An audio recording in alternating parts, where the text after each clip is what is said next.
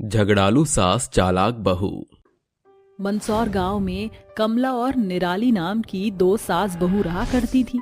कमला बेहद ही झगड़ालू किस्म की औरत थी। मेज पर बैठी हुई कमला अपनी बहू पर बड़बड़ा रही थी। अरे बहू रानी, आज की तारीख में मुझ बुढ़िया को चाय पानी मिलेगा भी कि नहीं? एकाएक निराली नाश्ते भरी थाली मेज पर परोसती है। आ गई बहू रानी। अरे ऐसी भी कौन सी बीरबल की खिचड़ी बना रही थी जो इतनी बखत लग गया? आजकल की बहुएं अव्वल दर्जे की फूहड़ हैं। फिर शुरू कर दिया आपने तानेबाजी सासू माँ। जब देखो भोर सवेरे नगाड़े की तरह बजती रहती हैं। महीने के 30 दिन आपकी बेतुकी बातों से मैं तंग आ गई हूँ। हाय हाय हाय बेशरम भला, ये क्या बरसाती बादल की तरह गरज रही है? बहू को सास के सामने इतने ऊंची आवाज में झिझकना शोभा नहीं देता। हमारे दौर में बहू सास के सामने बुत बनी खड़ी रहती थी। माँ जी, आपका दौर गया जब बहुएं गऊ की तरह सीधी सादी हुआ करती थीं। ये निराली का नया दौर है, जहाँ आज की बहुएं नागिन की तरह बल खाती भी हैं और बैल की तरह सींग भी मारती हैं। इसलिए जरा बच कर रहना। शातिर बहू अपनी झगड़ालू सास को आईना दिखाकर रसोई घर का रुख कर जाती है और कमला फुफकारती हुई कहती है, बहुत तेवर दिखाने लगी है बहू रानी। अगर समय रहते इस नास पीटी निराली की डोर नहीं खींची तो कहीं ससुराल से सीधा आकाश का सैर सपाटा न करने लगे ये। सारा काम धाम खत्म करके निराली अपने कमरे में जाकर टीवी देखने लगती है। तभी खिड़की पर खड़ी कमला निराली को निहारती हुई कहती है, देखो कैसे आंखें सेक रही है, कुछ कर कमला। कमला सीधे अपने कमरे में जाकर धुले धुलाए कपड़ों के ढेर को जानबूझकर गंदा करके अपनी बहू के आगे पटक देती है। माँ जी, सामने से हटिए, जब देखो मेरे सामने स्टैचू की तरह आकर खड़ी हो जाती हैं। कमला हाथ बढ़ाकर टीवी का बटन बंद करती हुई गुस्से में घुर्राती हुई कहती है, क्यों री बहू, तेरे लिए बस पेट पहाड़ है क्या? रोज रोज बस रसोई घर में काम का निपटारा करके पलंग पर पसर जाती है। अरे ये कपड़े क्या तेरी अम्मा आकर धोएंगी? ये कपड़े तो मैंने कल ही धोकर धूप में सुखाए थे। ये बोर्डम बुढ़िया ऐसे बाज नहीं आएगी। जब देखो बहू को परेशान करने का बहाना खोजती है। अभी बताती हूँ इसे। माँ जी, आज मेरी तबीयत बिल्कुल नहीं ठीक है, इसलिए आज कपड़े आप धोइए। हाय री मेरे फूटे करम, यही दिन देखना बच गया था जब बहू के रहते सास कपड़े धोए। माँ जी, मैं इस घर की बहू हूँ, कांताबाई नहीं। और आजकल तो वो भी मुंहफट की तरह बोलती है, इतने पैसे में इतना इंच मिलेगा। हाँ, वैसे भी आप तो घर घर जाकर बोलती फिरती हैं, अभी तो मैं जवान हूँ, बस बहू के सामने ही आपको बुढ़ापा चढ़ जाता है।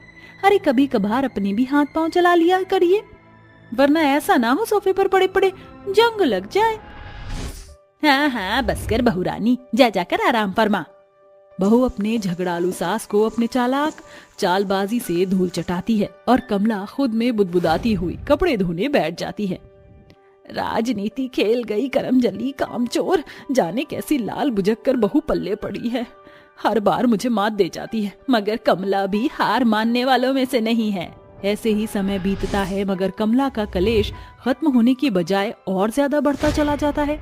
गुजरते महीनों के मंजर के साथ सर्दियां शुरू हो जाती हैं, जिसे देखकर निराली कहती है, हे भगवान, न्यूज के आंकड़े के हिसाब से इस साल जोरों का जाड़ा होने वाला है। उसमें माँ जी की मक्खरता बिजली बिल बचाने के लिए ना तो पानी गर्म करने देती हैं, ना हीटर जलाकर हाथ सेकने देती हैं। क्या करूं? जल गई दिमाग की बत्ती। यही सलीका है अपनी झगड़ालू सास से बात मनवाने का। सवेरे घड़ी की ओर आंख गड़ाए हुए गुस्से में कमला कुड़कुड़ा रही होती है। घड़ी की सुई 10 पर 10 तक दे चुकी है, बावजूद इसके ये लुगाई अब तक कमरे से बाहर नहीं आई। काफी देर बाट जोहने के बाद कमला अपनी बहू के कमरे में आती है, जहां निराली रजाई ताने बैठी होती है। अरे क्या बात है बहू रानी, आज अनशन करने की ठाणे बैठी है क्या? खाने का वक्त हो चला है, मगर तूने अब तक चाय पानी भी नहीं पिलाया। इतनी काम चोरी करके जहन्नुम में जाएगी क्या? जहन्नुम में जाए मेरे दुश्मन। कृपया अपने कानपुर के किवाड़ खोल कर सुने सासू माँ, बढ़ती बर्फबारी को देखकर आज बहू का काम करने का मूड नहीं है। बस बहू रानी, बहुत हो चुकी तेरी चालाकी। पैरवी पैतरे समझी ना, चुपचाप रसोई में पहुंच जा वरना तेरी हेकड़ी निकाल दूंगी। माँ जी, हाथ तो मेरे भी नहीं बंधे। देखिए सासू माँ, इस सनसनाती सर्दी में मैं ठंडे पानी से बर्तन नहीं मांजने वाली, और बिना बर्तनों के कैसे पकेगा खाना। तो आप मुझे बर्तन धोने के लिए गर्म पानी दीजिए। और उस बर्तनों के गर्म पानी का बिल भरेगा कौन? तेरा ससुर। एक तो ये निगोड़ी पानी बिजली का बिल बढ़ता ही जा रहा है, उस पर तेरे फुहरपन का फंडा। तेरी चालाकी भरी चोचलेबाजी चलने वाली नहीं है।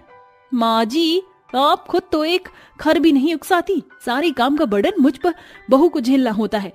अगर आपको रजाई में पड़ी पड़ी पका पकाया खाना चाहिए तो मेरी मांगे पूरी कर दीजिए। बहू, तू अपनी सास को ब्लैकमेल कर रही है? हाँ माँ जी, वही समझ लीजिए। मैं जानती हूँ माँ जी कि आपके पास मेरी चुनौती मानने के सिवा कोई चारा नहीं। अब आपके दिमाग के घोड़े तो दौड़ ही रहे होंगे, क्योंकि कमला देवी के भेजे में राहु केतु जो डेरा डाले बैठे हैं। काफी देर झगड़ने के बाद भी कमला को कोई तोड़ नहीं दिखता और उसे अपनी बहू की बात माननी पड़ती है। मगर इतने पर भी कमला देवी अपने कदम पीछे कहाँ सरकाने वाली थी। वह भी कभी अपनी बहू का बनाया खाना बिगाड़ती तो कभी उसे कामों में उलझाए रखती। एक दिन रूपा पकवान से भरी परात लिए उसके घर आती है। कमला, आ रही हो कमला, कहाँ है? अरे आ गई। क्यों गला फाड़ रही है रूपा? कौन सी रेल छूट रही है? अरे कमला, कभी तो अपने कड़वे बोल छोड़कर मीठे मुंह बात कर लिया कर। अरे रूपा मौसी, जैसे शेर अहेर खाना नहीं छोड़ता, वैसे ही माँ जी को भी मीठे मुंह बात करने की आदत नहीं। इन्हें तो बस झगड़े की झांझ बजाना ही अच्छा लगता है। बात तो 100% सच कही तूने निम्मो बहू। अरे ये रूपा, तुझे निम्मो क्यों कह गई, निराली बहू? क्योंकि माँ जी आप कम्मो कहला सकती हैं तो मैं निम्मो क्यों नहीं? अरे बस बस, दोनों सास बहू झगड़ा झंझट करने पर उतारू ना हो। ये ले कमला, मेरा परिवार मथुरा बरसाने गया है, वहाँ के पेड़े लाई हूँ, दोनों सास बहू मिल बांट कर खा लेना। रूपा पेड़े से भरी थाली कमला को थमा कर चली जाती है और निराली हाथ बढ़ाकर बोलती है, लाइए माँ जी मेरा हिस्सा। काहे का हिस्सा? चल भाग यहाँ से, ये मेरा घर है, इसलिए इस दहलीज पर मेरा हक है। कमला बेचारी बहू से झगड़ा करके थाली छीन झपट कर खाने में भिड़ जाती है। गुस्से में हाथ मलती हुई निराली खुद से ही कहती है, लड़ाकू विमान कहीं की हपसी बुढ़िया, मेरे भी हिस्से का पेड़ा खा गई। मैं बद्दुआ देती हूँ मेरी सासू माँ को बदहजमी हो जाए। अभी निराली ऐसा कह ही रही थी कि उसके दिमाग में रसोई में रखी एक शीशी की छवि उभरने लगती है। बद्दुआ से बात बने ना बने, मगर उस शीशी से सासू माँ को टॉयलेट के चक्कर लगाने से कोई नहीं बचा पाएगा। बस जरूरत है एक प्याली चाय पिलाने की। निराली झट से रसोई घर का रुख करती है और 2 कप चाय के साथ बाहर आती है। माँ जी, ये लीजिए चाय। क्या बात है बहू रानी, ये देर दोपहर में चाय? माँ जी, सर्दी में चाय का कोई समय थोड़ी बंधा होता है, अब पी लीजिए। अचक्के में आकर निराली जमाल गोटे वाली चाय खुद ही पी जाती है और कुछ ही देर में सास बहू के पेट में गुड़गुड़ होने लगती है। हाय मोरी मैया, ये पेट में कैसा तूफान पल रहा है। अरे चिंदी चोर, क्या मिलाया था चाय में तूने? माँ जी, अगर जमाल गोटे वाली चाय आपने पी ली तो मेरे पेट में मरोड़ क्यों उठ रहा है? लगता है जमाल गोटे वाला चाय में ही कटक गई और मेरा पेट दर्द परात भरकर पेड़े खाने का नतीजा है, जिसे झगड़े से मैंने झपट लिया था। फिर क्या था, झगड़ालू सास और चालाक बहू कई दिन तक टॉयलेट के चक्कर लगाती हैं। उस समय न कमला का क्रोध काम आता है न बहू की बुद्धि। तो ये थी हमारी झगड़ालू सास और चालाक बहू की कहानी। 3 अमीर गरीब बहुओं की सवारी। शीशगंज गांव में रहने वाली शिल्पा देवी के 3 बेटे हैं, महेंद्र, सुरेंद्र और गजेंद्र। शिल्पा अपने तीनों बेटों के लिए रिश्ते तलाशना शुरू करती है। सोफे पर बैठी शिल्पा चाय की चुस्कियां ले रही होती है, तभी पंडित जी दरवाजे से प्रवेश करते हैं। जय राम जी की शिल्पा बहन। पंडित जी, आप इतने सवेरे सवेरे विराजिए। वो तुम्हारे तीनों बेटों के लिए एक से एक लड़कियों की तस्वीर लाया हूँ, जरा देख लो, शायद कोई जच जाए। ऐसा कहते हुए पंडित जी तस्वीरों का थाक शिल्पा के हाथों में थमाते हैं। तभी शिल्पा की नजर पहले के 3 तस्वीर पर जा रुकती है। पंडित जी, मुझे ये तीनों लड़कियां जच गई हैं। आप इन्हीं से मेरे बेटों की शादी की बात बढ़ाइए। अरे शिल्पा बहन, ये तीनों तस्वीर वाली लड़कियां अलग अलग तबके से हैं। ये त्रिशाला है, ये माया और ये गूंजा जो बगल के गांव के गरीब किसान की बेटी है। और त्रिशाला बड़े ऊंचे खानदान की और माया मध्यम वर्गीय घराने से है। अरे पंडित जी, शादी ब्याह के बंधन ऊपर से बंध कर आते हैं। ईश्वर की दया से मेरे घर में घटी नहीं है, ना मुझे दान दहेज का लोभ है। आप बात बढ़ाइए। पंडित जी की पैरवी पैतरे से पारिवारिक रजामंदी से रिश्ता पक्का हो जाता है। देखते ही देखते शादी का दिन दस्तक देता है और मंडप में बैठे दूल्हा दुल्हन अग्नि के साथ फेरे लेकर शादी के बंधन में बंध जाते हैं। बहुओं की विदाई के साथ उन्हें दहेज में अलग अलग सवारी मिलती है। जैसे सबसे अमीर बहू त्रिशाला को महंगी लग्जरी गाड़ी, तो मिडिल क्लास बहू को स्कूटी और सबसे गरीब बहू गुंजा को एक दुधारू गाय मिलती है, जिसे लेकर बारात बहुओं के साथ अपने गढ़ लौटती है। दुल्हन के लिबास में ससुराल की दहलीज पर खड़ी दोनों बहू गुंजा की हंसी उड़ाते हुए कहती हैं, अरे कोई इस गरीब बहू की गाय को खूंटे से बांधो, वरना ये ऐसी ही नाक में दम करती रहेगी। जेठानी जी, मेरी बेजुबान गाय आपसे कोई मीठे मिष्ठान तो मांग नहीं रही, जो आप मेरी गौरी को देखकर ऐसे मुंह बना रही हैं। मुंह नहीं बनाऊं तो क्या तारीफ के पुल बांधूं? तुम्हारे बाप की दहेज देने की औकात नहीं थी, जो 2 कौड़ी की गाय थमाकर खदेड़ दिया। देखो, मेरे डैडी ने मुझे लाखों की लग्जरी गाड़ी गिफ्ट में दी है। सोचो कैसा लगेगा जब मैं तुम्हारे सामने से कार में सवार होकर गुजरूंगी। हाँ त्रिशाला, खूब मजा आएगा जब मैं और तुम कार और स्कूटी की सवारी करेंगे, वहीं हमारी गरीब देवरानी 2 कौड़ी गाय की सवारी करेगी। उनकी ऐसी बातें सुनकर गरीब बहू समझदारी से चुप्पी साधना ही बेहतर समझती है। समय बीतता है। एक सुबह तीनों बहुएं अपनी सवारी को साफ कर रही थीं। तभी त्रिशाला तफरीबाजी करते हुए कहती है, माँ। अरे ओ हमारी गरीब देवरानी, अपनी सो कॉल सवारी की भोंपू बंद करने को कहो, इसकी गुहार हमारे कान फाड़ रही है। गूंजा रानी, तुम हमारी देखा देखी अपनी गाय को खामखा गीला कर रही हो, क्योंकि कुछ ही क्षण बाद यह गोबर में सनी नजर आएगी और हमारी सवारी सप्ताह भर चमचमाती हुई दिखेगी। जेठानी जी, अगर आपको मेरी गाय गौरी के गोबर देने से डाह है तो आप भी गुसल खाने में घर बनाकर रंगारंग कार्यक्रम करते रहिए, किसने मना किया? यह सुनकर दोनों बहुएं गुस्से से फुफकारती हुई कहती हैं, तुम्हें तो हम देख लेंगे। देखो मगर प्यार से। समय बीतता है, बावजूद इसके तीनों बहुओं में अपनी अपनी सवारी को लेकर तू मैं बढ़ती ही जाती है। एक सुबह मेरी सवारी गाड़ी तुम दोनों की तुच्छ सी सवारियों को चुटकी में मात दे सकती है। त्रिशाला, माना की सवारी में मेरी स्कूटी तुमसे छोटी है, मगर ये मत भूलना कि मेरी एक्टिवा फर्रारी की तरह भागती है, इसलिए तुम दोनों मेरे आगे घर में ही घुटने टेक दो, वरना रेस के लिए तैयार रहो। मेरी दोनों जेठानियों, जब तक इंसान मैदान में महारथी साबित नहीं हो जाता, उसे अपने मुंह मियां मिट्ठू नहीं बनना चाहिए। अब तो रेस हो ही जाए। तीनों बहुएं अपनी सवारी का लोहा मनवाने के लिए रेस की शर्त स्वीकार कर लेती हैं और यह बात शिल्पा को बताती हैं। यही बेहतर है कि कम से कम इस रेस के बाद रोज रोज मेरा घर मछली बाजार तो नहीं बनेगा। अगले ही दिन जहां अमीर त्रिशाला अपनी कार, माया अपनी स्कूटी और गरीब बहू अपनी गाय पर सवार हो जाती है, पूरा गांव उनकी सवारी रेस को देखने के लिए मैदान में उतर जाता है। अब सुनो, जो अपनी सवारी के साथ इस नुक्कड़ से गांव की सीमा के पास पहले पहुंचेगा, वही जीत का ताज पाएगा। देखते हैं जीत किसकी होगी। तीनों बहू अपनी अपनी सवारी को दौड़ाने लगती हैं। त्रिशाला अपनी गाड़ी की स्पीड तेज करके सबसे आगे निकल पड़ती है, वहीं माया भी अपनी स्कूटी को रफ्तार से भगाती है। त्रिशाला कहती है, जीत तो मेरी ही होगी। अचानक त्रिशाला की कार का पहिया एक गड्ढे में बुरे तौर से फंस जाता है, वहीं माया की स्कूटी का पेट्रोल खत्म हो जाता है। मेरी स्कूटी को अभी साथ छोड़ना था, इसके तेल को भी अभी तेल लेने जाना था। आखिरकार जीत गुंजा और उसकी गाय गौरी की होती है, जिसके साथ पूरा गांव तालियों की गड़गड़ाहट के साथ उसका साथ देते हुए ठहाके मारकर शहरी बहुओं के सवारी गाड़ी का ठट्ठा उड़ाने लगती है।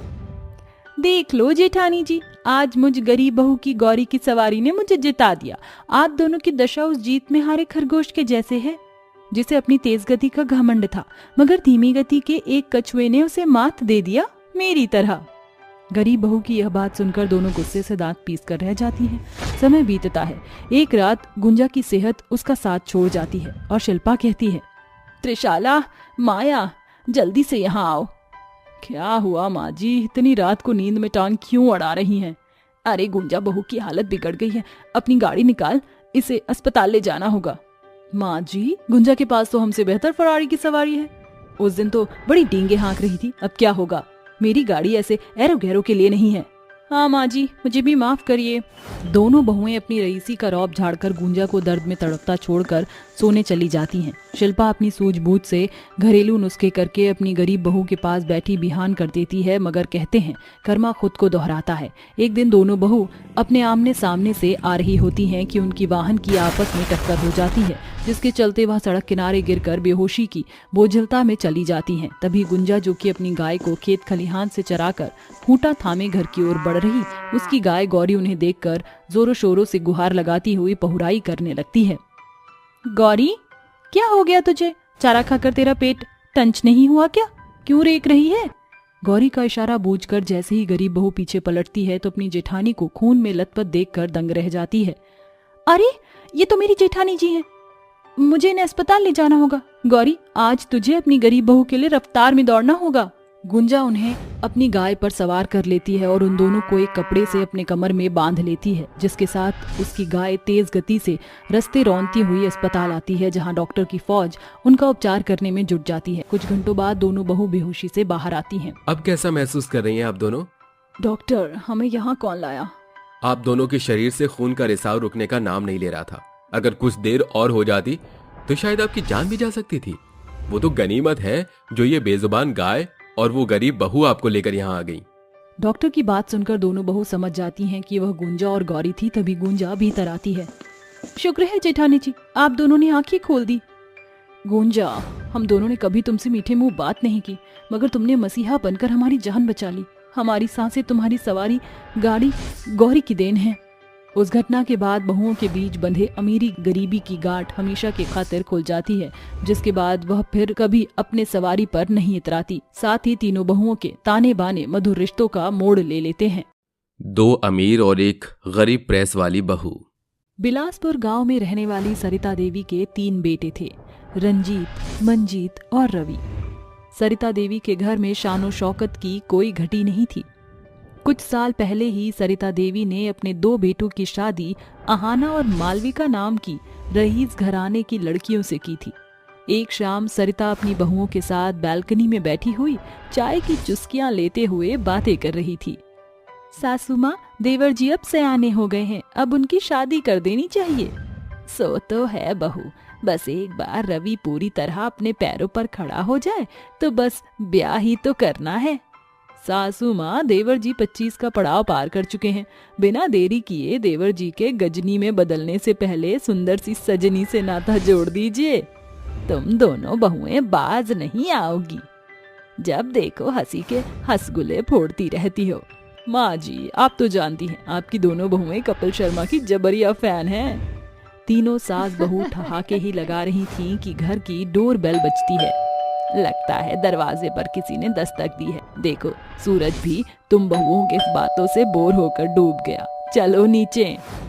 सरिता दरवाजा खोलती है तो दहलीज पर रवि अपनी पत्नी के साथ खड़ा होता है, जिसे देखकर सरिता पूछती है, अरे रवि, ये तेरे बाजू में कौन खड़ी है? वो माँ। आहाना, लगता है दाल में कुछ काला है। देख देवर जी की जुबान कैसे डावाडोल हो रही है। अरे बुत बने खड़ा क्या है, बोलता क्यों नहीं? माँ, ये उपासना है, मेरी बीवी और आपकी बहू। क्या बकता है? अरे तेरे कहने से ऐसे कैसे मैं किसी भी उठाई गिरी लड़की को अपनी बहू मान लूं? जाने किस जात बिरादरी की है ये गरीब। माँ, उपासना के पिता प्रेस करने का काम करते थे। 2 दिन पहले उनका देहांत हो गया। ये सुनकर सरिता जमीन पर चित्त हो जाती है। ये देखकर दोनों बहू बुदबुदाते हुए कहती हैं, मालविका, माँ जी तो रायती की तरह फैल गई। अरे कहीं निपट तो नहीं गई? अभी तो दस्तावेज पर दस्तखत भी नहीं किया है इस बुढ़िया ने। उपासना सरिता को सहलाती हुई कहती है, माँ जी उठिए, माँ जी जल्दी से पानी लाइए। दूर हट बैरन बला, मुझसे नाता जोड़ने की जरूरत कैसे हुई? कान खोलकर सुन ले रवि, सरिता देवी ने ये शानो शौकत अपने बलबूते पर इसलिए हासिल नहीं की कि कोई भी गरीब मेरी बहू बन जाए। मैं इसी पल तुझे अपनी जमीन जायदाद से बेदखल करती हूँ। माँ जी, ऐसा गजब न कीजिए, तुझे गरीब बला के गिड़गिड़ाने से तेरी दाल नहीं गलने वाली। उपासना, चलो यहाँ से। रवि और उपासना वहां से निकल पड़ते हैं। मेरे कारण माँ बेटे के बरसों के रिश्ते में फूट पड़ गई। अगर मुझे अंदेशा होता कि मुझसे शादी करना तुम्हारे जीवन के लिए श्राप बन जाएगा तो मैं तुमसे दूर चली जाती। उपासना, तुम खुद को क्यों दोष देती हो? भाग्य का लिखा टलता नहीं। रवि, ये लो, ये गहने बेच आओ। हाल फिलहाल में सर छुपाने की छत और कुछ पैसे तो चाहिए ना, इससे कुछ तो बन पड़ जाएगा। दोनों एक छोटी सी बस्ती के भाड़े के घर में गृहस्थी बसाते हैं। बचे हुए पैसे से उपासना प्रेस खरीद कर कहती है, रवि, मैंने सोचा है कि मैं इस्त्री का स्टॉल खोल दूं ताकि जो 4 पैसे आएंगे उससे इस घर का भाड़ा और इस गरीबी में हमारा गुजारा भत्ता चल बन जाएगा। उपासना की सोच में रवि उसे समर्थन देता है और उपासना बस्ती के बाहर बोर्ड टांग कर स्त्री का स्टॉल खोल लेती है। तभी कौशिक नाम का एक शख्स कपड़ों का ढेर लिए हुए वहां आता है। आइए काका।